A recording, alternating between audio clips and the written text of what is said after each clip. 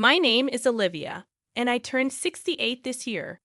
At the end of last year, my husband, with whom I lived, suddenly passed away from cancer. I found myself moving in with my eldest son, Noah. Originally, my husband and I lived in the detached house where Noah's family now resides. When Noah got married and I had a child, we moved to a nearby one-bedroom apartment, passing the house to Noah and his family.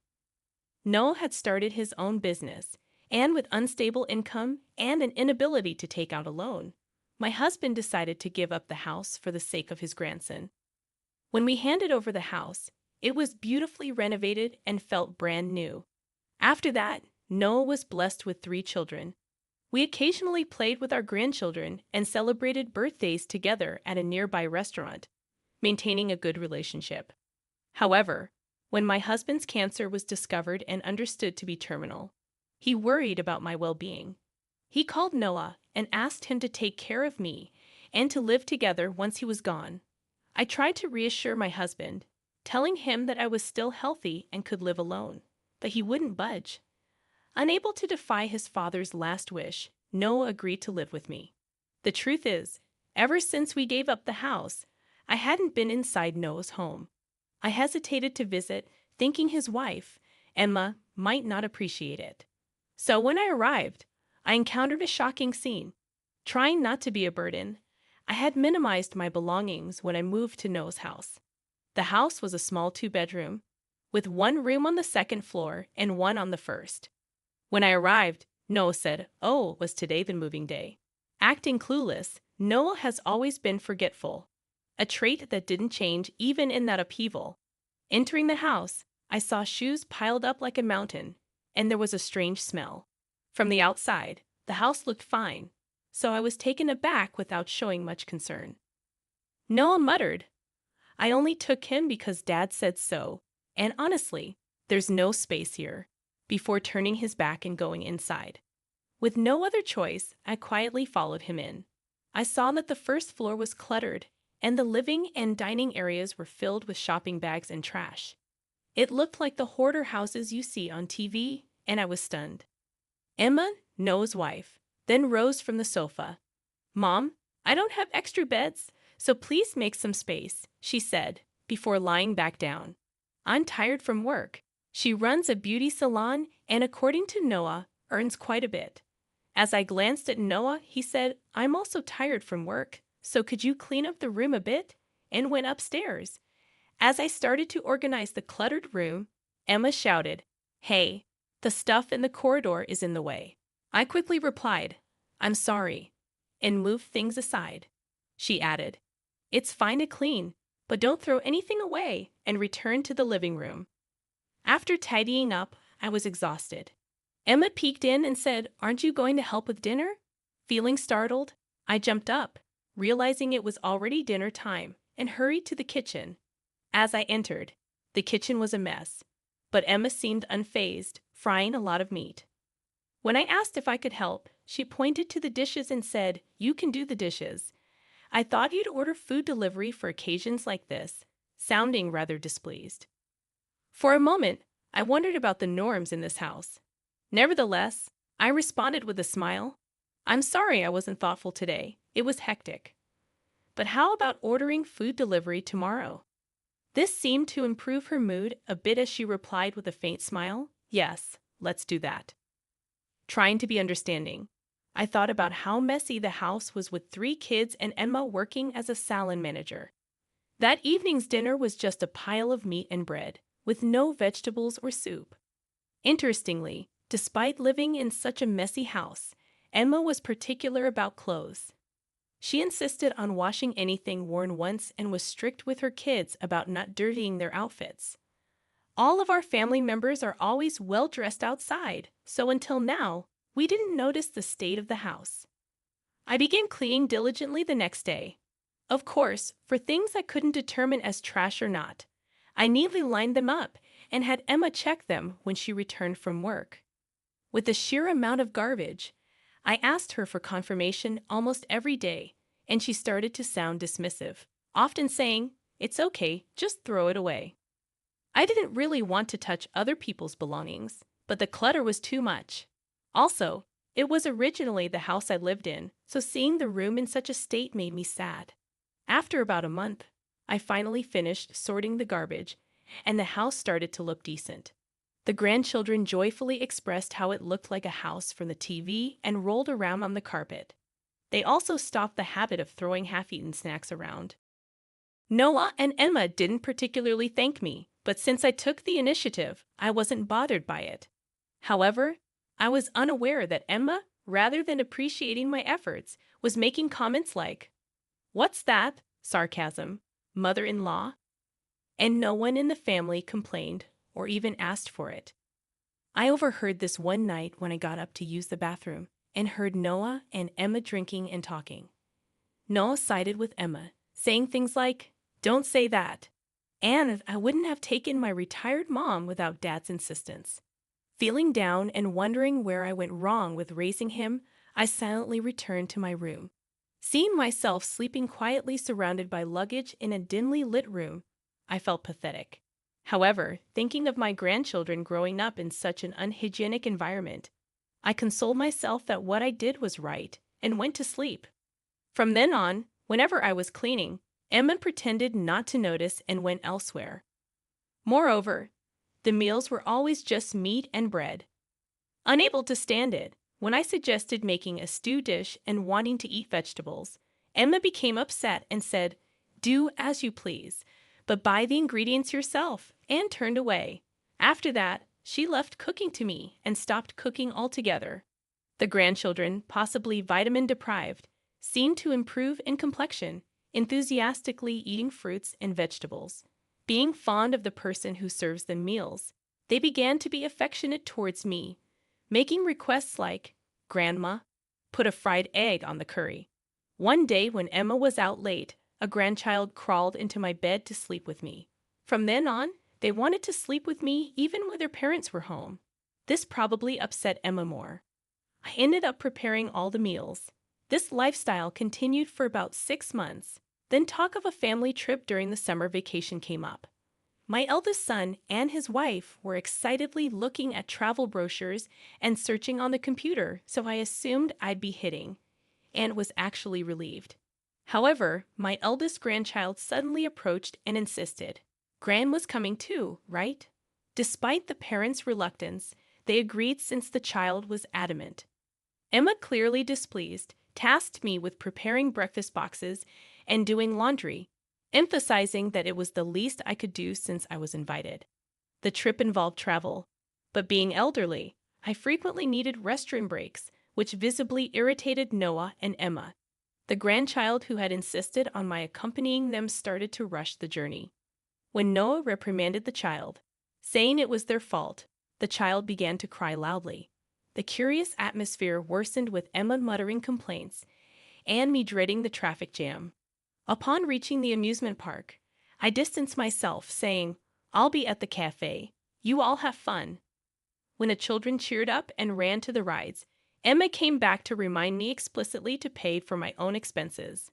The amusement park didn't seem like a place for the elderly, and the cave began to get crowded.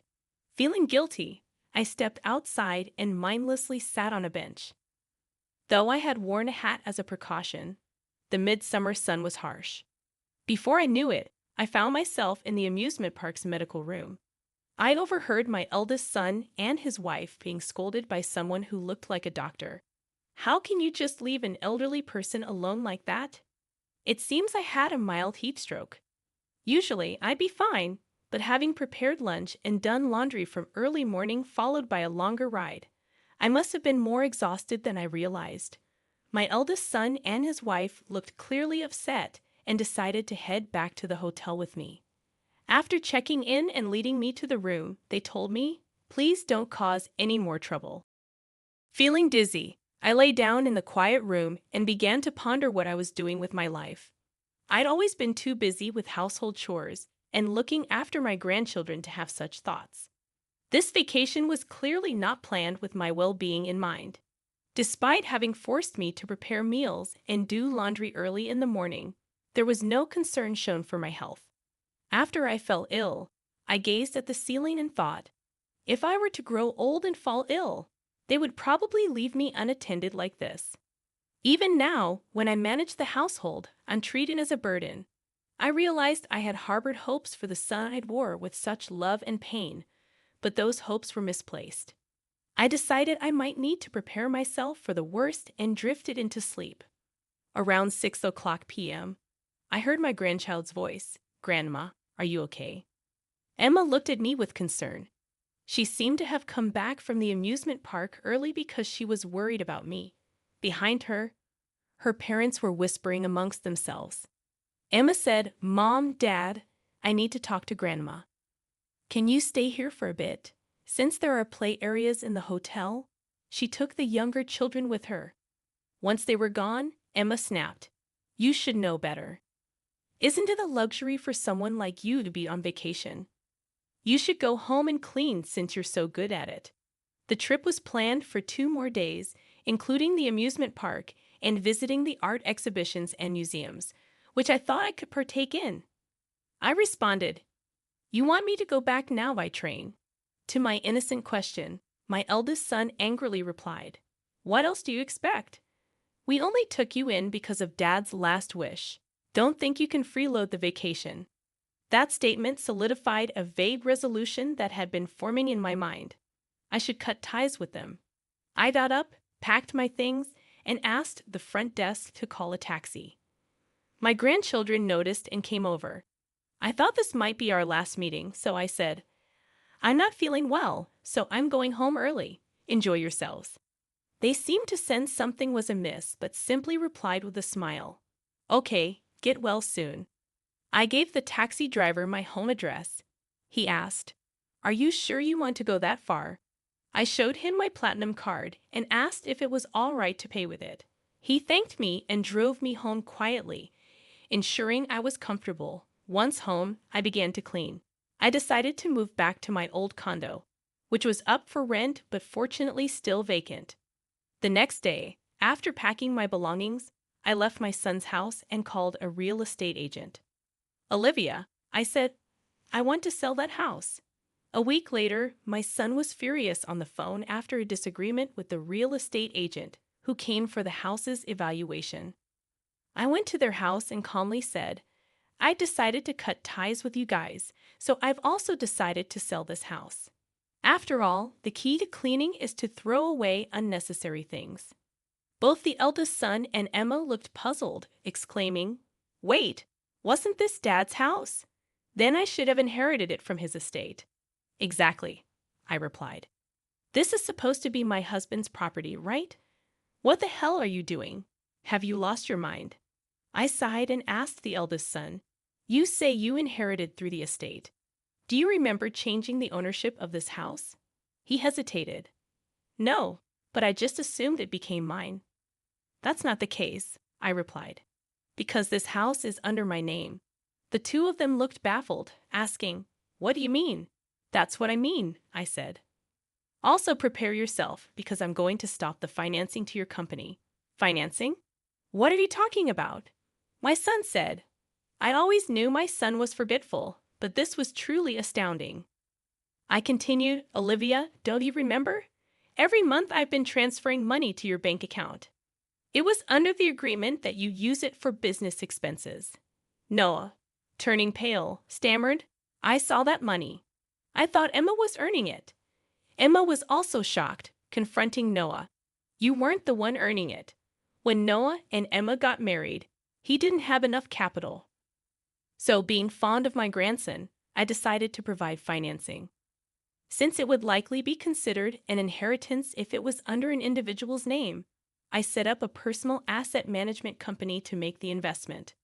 I believed I had explained it to Noah properly. However, since he started his business around the time he got married, as time passed, he must have mistaken it for Emma's income. Coincidentally, the name of the company sounded similar to Emma's beauty salon, which probably added to the confusion.